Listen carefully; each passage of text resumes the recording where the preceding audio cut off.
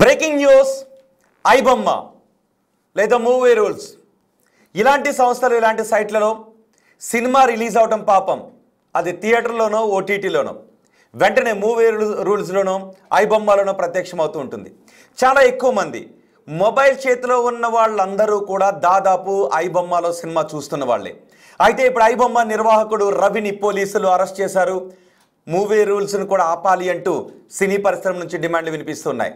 ఇక్కడ ఐబొమ్మ రవిని ఎప్పుడైతే అరెస్ట్ చేశారో ఇలాంటి వాళ్ళని అరెస్ట్ చేయాలని పెద్ద ఎత్తున సినీ పరిశ్రమ నుంచి నినాదాలు వస్తూ ఉంటే సామాన్య ప్రజల నుంచి విచిత్రంగా ఐబొమ్మను సపోర్ట్ చేస్తున్నామంటూ మెసేజ్లు వస్తున్నాయి.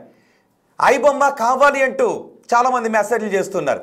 అందుకే నేను మిమ్మల్ని అడుగుతున్నాను, తెలుగు రాష్ట్రాల ప్రజలుగా మీరు ఐబొమ్మను సపోర్ట్ చేస్తున్నారా?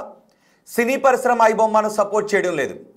ఐబొమ్మ లాంటి సంస్థల వల్ల సినీ పరిశ్రమ రోడ్డున పడుతుంది.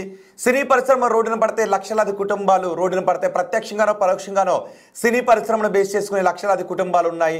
ఇవన్నీ బయటపడతాయి భారతదేశ వ్యాప్తంగా అని సినీ పరిశ్రమ నిర్వాహకులు చెప్తున్నారు. మరి ప్రజలుగా మీరేమంటున్నారు? ఐబొమ్మని మీరు సపోర్ట్ చేస్తున్నారా? రవి ఇంతకు ముందు వాడు ఒక ప్రోమో వదిలారు. కుదిరితే ఒక్కసారి మనం ఆ ప్రోమోను కూడా ఇప్పుడు నేను మీకు చూపిస్తాను. ఏమన్నారు అంటే, సినిమాను సామాన్యుడి దగ్గరకు పంపించడానికి సినిమాను సామాన్యుడికి చేరువ చేస్తున్నాము ఐబొమ్మ ద్వారా అని ఐబొమ్మ నిర్వాహకులు చెప్తున్నారు. ఒక్కసారి నేను ఆ ప్రోమోను కూడా మీకు నేను చూపించే ప్రయత్నం చేస్తాను. అండ్ నట్టి కుమార్తో కూడా మనం మాట్లాడదాం. చిన్న నిర్మాతల అధ్యక్షుడైన నట్టి కుమార్ మనకున్నారు. నిర్మాత నట్టి కుమార్తో కూడా మనం మాట్లాడదాం. అండ్ ప్రజల నుంచి కూడా నేను అభిప్రాయాలు తీసుకుంటాను. మీరు పెద్ద ఎత్తున కామెంట్ చేయండి. కామెంట్తో పాటు ఓటింగ్లోనూ పాల్గొనండి. మరికొద్దిసేపట్లో నేను మీ దగ్గర నుంచి కాల్స్ కూడా తీసుకుంటాను. ఎందుకు అంటే ఐబొమ్మను ప్రోత్సహించడం ద్వారా దొంగతనాన్ని ప్రోత్సహించినట్టు అని సినీ పరిశ్రమ అంటోంది. కానీ ప్రజలు ఎక్కువ మంది ఏకంగా 80 నుంచి 90% మంది ఐబొమ్మను సపోర్ట్ చేస్తున్నామని అంటూ ఉన్నారు. ఓకే, ఒకసారి నేను మీకు ఒక ఇంపార్టెంట్ విషయం చెప్తాను. ఐబొమ్మను బ్యాన్ చేసిన తర్వాత ఐబొమ్మను రవిని అరెస్ట్ చేసిన తర్వాత ఐబొమ్మ ఆగిపోయింది. ఎక్కడ? భారతదేశంలోనే ఆగిపోయింది. భారతదేశంలో ఆగిపోయిన తర్వాత ఐబొమ్మ నిర్వాహకులు ఒక ట్వీట్ చేశారు. ఒకసారి బిగ్ టీవీ స్క్రీన్ పైన వారు చేసిన ట్వీట్ని మీరు చూడండి. సర్వీస్ అన్అవైలబుల్ ఎక్కడ? ఇండియాలో. ఈ service permanently halted in your country. We apologize for the disappointment. Service unavailable అని ఆ ట్వీట్ని మీరు చూడొచ్చు. అంటే ఐబొమ్మ వెనుక ఇంకెంతమంది ఉన్నారు, ఇందులో అసలు ఈ టీంలో ఇంకెంతమంది ఉన్నారు, ఐటీలో హ్యాకింగ్లో ఈ మంది రవి చాలా ఆరితేరినటువంటి వ్యక్తి. అతని తెలివితేటలను దేశం కోసం వాడితే ప్రాపర్ వేలో వాడితే ఒక పెద్ద సాఫ్ట్వేర్ సంస్థని నెలకొల్పేటటువంటి తెలివితేటలు ఉన్న వ్యక్తి అని చాలామంది చెప్తున్నారు. కానీ అతను సినిమాలను దొంగిలించి పైరసీని ప్రోత్సహించడం ద్వారా ఇప్పుడు అరెస్ట్ అయ్యి జైలుకి వెళ్లాల్సిన పరిస్థితి ఉంది. చూడండి, అదిగో యువకుడు. మీరు బిగ్ టీవీ స్క్రీన్ పైన చూడొచ్చు. చాలా యువకుడు, ఎంతో భవిష్యత్తు ఉన్న యువకుడు, చాలా తెలివైనటువంటి వ్యక్తి. సినిమాలను అందరూ కూడా పైరసీ సినిమాలను ప్రోత్సహించడంలో, గతంలో మీకు పైరసీ అంటే గుర్తుందా? అప్పట్లో పైరసీ క్యాసెట్స్ను తీసుకొచ్చి వీసీఆర్లో వీటిలో సినిమాలు చూసేవారు. వాటిపైన దాడులు జరుగుతూ ఉండేవి. ఇప్పుడు డిజిటల్ యుగం మారడంతో సెల్ ఫోన్లో ఉన్న ప్రతి ఒక్కరూ కూడా పైరసీని మనం ఎంకరేజ్ చేస్తూ ఉన్నాం.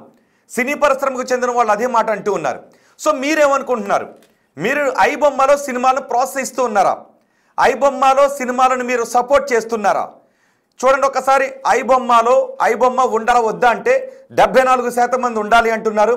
వద్దు అని 26% మంది అంటున్నారు. చూద్దాం ఈ పర్సంటేజ్ ఎంతవరకు పెరుగుతుందో.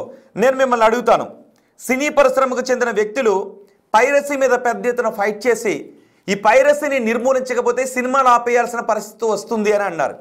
కానీ చాలామంది ఏమంటున్నారంటే, సినిమాలకి వెళ్ళాలి అంటే కనీసం ఒక ఫ్యామిలీ సినిమాకి వెళ్ళాలి అంటే ఒక 5-6 వేలు వదిలిపోతున్నాయి.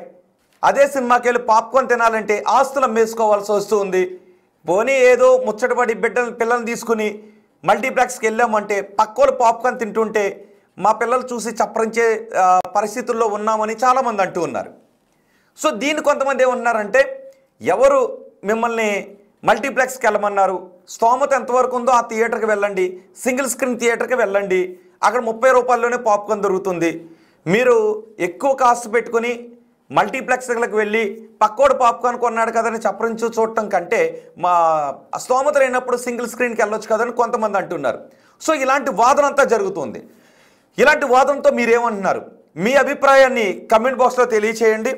ఎందుకంటే కోట్ల రూపాయలు, వందల కోట్ల రూపాయలు పెట్టి సినిమా తీస్తుంటే మూవీ రూల్స్, ఐబొమ్మ లాంటి సంస్థలు మీకు ఆ సినిమాని పైరసీ చేసి మొబైల్స్లో కొన్ని సైట్స్లో పెట్టడం ద్వారా మీరందరూ మొబైల్లో ఆ సినిమాలను చూడడం ద్వారా సినీ పరిశ్రమ వందల కోట్ల రూపాయలు నష్టపోతుంది.